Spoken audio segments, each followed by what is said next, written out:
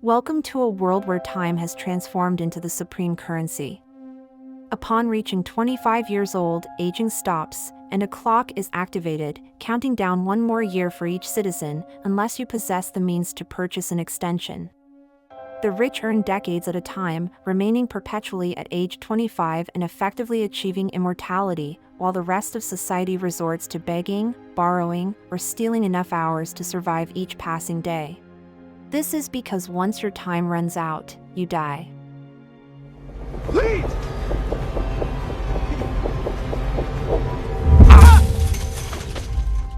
If you want to stay in the loop and receive more exciting videos, make sure to subscribe, click the notification bell, and don't forget to like the video. A voiceover narrates the state of the world, depicting a society where time has become a form of currency.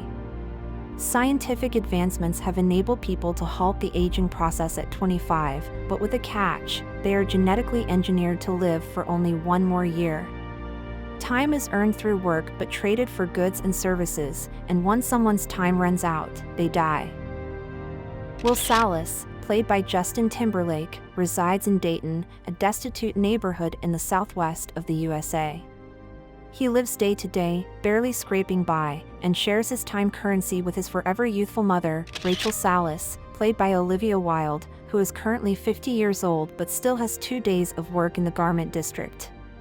She gives Will 30 minutes for lunch, and they plan to celebrate once she returns. Will's compassionate nature prompts him to give 5 minutes of his time to a young beggar girl named Maya. On his way to work, Will purchases a coffee, only to discover that its price has just increased. Will works at a metal stamping plant, manufacturing shiny cassettes. After his shift, he notices that his pay has decreased due to raised quotas. Will meets up with his friend Burrell, played by Johnny Galecki, at a bar, where they witness a man treating everyone to drinks and proudly displaying his arm, indicating that he has over 116 years of time. Will realizes that this man doesn't belong to the ghetto and is likely to attract unwanted attention. Predictably, the Minutemen, a criminal gang, arrive, armed and determined to forcibly take the man's time. The gang leader, Fortis, played by Alex Pettyfer, is actually 75 years old. Burrell and the rest of the bar patrons scatter, but Will intervenes and aids the man's escape. The two fugitives evade the Minutemen and eventually find refuge in an old building. The man introduces himself as Henry Hamilton, played by Matt Bomer, and explains the time as currency system to Will. This system was established to control the population as advancements in anti-aging technology allowed people to survive beyond natural lifespans. Inflation and reduced wages were intentional mechanisms to maintain control over the population. The currency system also granted the wealthy with extended lifetimes, essentially making them immortal, while the poor suffered premature deaths. However, Henry has grown weary of his prolonged existence. Outraged, Will expresses that the rich do not deserve their accumulated time. Determined not to abandon the despondent man, Will offers to stay with Henry until morning. At daybreak, Henry transfers his time to a sleeping Will. Will wakes up alone, now in possession of the 116 years of time and a message urging him not to squander it. Looking through a window, he spots Henry sitting on the bridge's edge, contemplating suicide. Will rushes out to intervene but narrowly misses Henry as his time expires, causing him to fall into the stormwater channel below. Realizing that street cameras have captured his actions, Will hastily returns home. Will encounters Burrell and his family, proudly displaying his newfound time. In gratitude for their long-lasting friendship, Will gifts Burrell a decade of time. However, Burrell cautions him that staying in Dayton with such a substantial amount of time would put his life at risk. Will desires to take his mother to New Greenwich instead. Rachel visits a Weiss ATM machine to repay a 2-day loan. She attempts to board a bus to return home but realizes the fare has increased to 2 hours, leaving her with only 90 minutes remaining. Panicked, she starts running. Will waits at the bus stop and senses that something is amiss, prompting him to rush toward Rachel. They meet halfway, but it's too late. Rachel passes away in her son's arms. Later, Will arranges for a private stretch Lincoln limousine to pick him up and transport him to a more affluent time zone. He passes through 4 toll booths with progressively higher fees, eventually reaching the gleaming, yet sparsely populated city center of New Greenwich. Will cleans himself up and decides to dine at an upscale restaurant, where a young lady catches his eye. The waitress advises him to slow down and blend in with the wealthy, suggesting a nearby casino as well. Meanwhile, the timekeepers, a governing body similar to the police, discover Henry's lifeless body. Raymond Leon, played by Cillian Murphy, notices the presence of street cameras and examines the footage. Surprised to see Will's photo, his colleagues inquire if he knew the suspect or was familiar with his criminal record. Raymond clarifies that he didn't know the current Will Salas but was acquainted with the previous Will Salas. The timekeepers mobilize to locate Will. At the casino, a well-dressed Will meets Philip Weiss, played by Vincent Kartheiser, widely regarded as the wealthiest man in the world. Engaging in a high-stakes poker game, Will goes all in and emerges victorious, now possessing over 1,000 years of time. Philip is impressed, as is Sylvia, played by Amanda Seyfried, his beautiful yet sheltered daughter, the same girl Will noticed at the restaurant. Philip invites Will to his mansion for another gathering, partly to reunite with Sylvia. Intrigued and aware of the need for preparation, Will purchases a Jaguar E-Type and drives to the Weiss mansion on the coastal area. There, Philip reintroduces him to Sylvia, as well as his wife Michelle and mother-in-law, all of whom appear the same age due to their wealth. Will manages to persuade Sylvia to break free and have some fun. Feeling oppressed by her father and his entourage, Sylvia agrees, and the two indulge in a spontaneous skinny dipping session in the ocean. Sylvia confesses her desire to experience more wild and adventurous moments. However, Philip soon discovers their escapade and intervenes. Just as Will and Sylvia compose themselves, the timekeepers arrive and confront Will. Raymond, without justification, reclaims the 1,000 years of time, refusing to believe Will's story. Dropping a hint about his knowledge of Will's father, Raymond departs. Will confronts and fights off the other timekeepers before taking Sylvia hostage, making their escape from the mansion. Raymond commits himself to pursuing them, even taking personal risks that his fellow timekeepers avoided. Following a thrilling car chase, Will manages to lose Raymond and successfully eludes him, returning with Sylvia to Dayton. Unfortunately, their car falls victim to a trap set by the Minutemen, resulting in both Will and Sylvia losing consciousness. Upon discovering that Will has very little time left and thus holds no value, the Minutemen turn their attention to Sylvia, who possesses about a decade of time. They forcibly take Sylvia's time but are forced to flee before depleting it entirely. Sylvia panics as she has never had so little time before, but Will reassures her that ordinary people live day by day.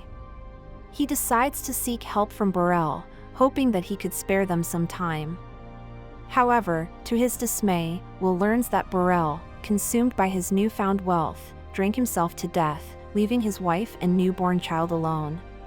To secure more time, Will resorts to pawning Sylvia's diamond earrings but realizes it won't be sufficient. He calls Philip and demands a ransom of 1,000 years for Sylvia's safe return, instructing the time to be sent to the Time Welfare Office.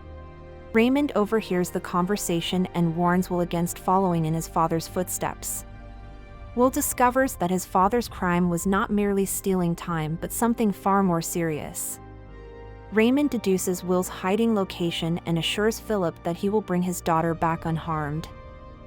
The following day, the ransom remains unpaid. Will suggests to Sylvia that her father was likely prevented from fulfilling the demand by the timekeepers, but Sylvia interprets it as proof that her father doesn't care about her. Nonetheless, Will decides to release Sylvia and advises her to make a call to her family. Recognizing their precarious situation in the ghetto, he provides her with a gun for self-protection. They share a kiss before parting ways momentarily for Sylvia to make the call. Suddenly, Raymond appears and nearly shoots an unsuspecting Will. In a state of panic, Sylvia fires her gun at Raymond, injuring him. Will corners Raymond and attempts to take his time, but Raymond possesses very little time intentionally, as it is a timekeeper practice to carry minimal amounts to avoid becoming targets. Raymond kindly transfers 4 hours of his own time to him before Will commandeers the black Challenger vehicle, leaving Raymond alone in the ghetto. Sylvia becomes aware that using a police car would draw unwanted attention, prompting them to rob another limousine along with its passenger. Meanwhile, Philip studies a large world map adorned with colored lights and numbers, assuring his business partners that his daughter will not disrupt the current economic system. Injured but determined, Raymond manages to escape the ghetto, enduring verbal harassment along the way, and meets with Philip. Philip attempts to bribe Raymond into rescuing his daughter, but Raymond informs him that due to Sylvia's actions, an arrest warrant will be issued for her as well. Should Philip intervene to save his daughter, Raymond threatens to have him arrested too. Will trains Sylvia in the use of a handgun, and she offers to help him acquire more time. Together, they drive an armored car through a Weiss bank window, collecting numerous time cassettes while encouraging onlookers to do the same. The prominent status board displays the glaring imbalance. Meanwhile, Weiss watches a news report about the robbery, with his wife scolding him for stifling their daughter. Sensing danger, Will and Sylvia narrowly escape Ray and his squad. Raymond, undeterred, pursues them across rooftops in a fierce gun battle, refusing to let them slip away. Through bribery, they manage to elude Raymond by boarding a bus. Seeking privacy, they rent an entire rundown hotel. Fortis and his gang intimidate civilians until one reveals where he spotted the runaway couple. In their hotel room, Will and Sylvia discuss their experiences with the countdown that begins at age 25, when the green numbers appear. Fortis arrives and reveals that the oppression is not solely orchestrated by the rich and timekeepers. The Minutemen are allowed to prey on regular citizens as long as they do not target the wealthy. Fortis challenges Will to a deadly arm fight, and as their arms lock together, Will's remaining time diminishes rapidly. Utilizing his trick, Will reverses the time flow and manages to retrieve a gun from his boot, killing Fortis's henchman before time runs out for Fortis himself. Disheartened, Will realizes that changing the system will require an immense amount of time, perhaps even 1,000,000 years. However, Sylvia knows where they might find that much time. Sylvia devises a plan to distract her father and his numerous guards by pretending to surrender herself, allowing Will to approach him unnoticed. With Weiss held at gunpoint, they escort him to his office and unlock a spacious vault, discovering a solitary cassette containing 1,000,000 years. Philip attempts to justify the notion that it is always in an individual's best interest to live indefinitely, even at the expense of others, but the young fugitives remain unconvinced. After locking Philip inside the office, they return to Dayton. While keeping the timekeepers occupied, they discreetly pass the 1,000,000-year cassette to Maya. Raymond relentlessly pursues Will and Sylvia as they reach a remote area, heading toward Livingstone, the neighboring town, just as all of them begin to run out of time, and expires before their eyes as his time runs out. With only seconds left, Will notices a police car in the distance, dashes toward it, and successfully transfers the timekeeper's per diem from the console device to himself. He rushes back to Sylvia and barely manages to transfer some time, saving her life. The pair now possesses only enough time to last a day. The people of Dayton cease their work and march toward New Greenwich. Observing the news, the timekeepers determine that their roles are effectively over. Upon arriving in front of a substantial institution, Will and Sylvia draw their guns, ready to execute their biggest heist.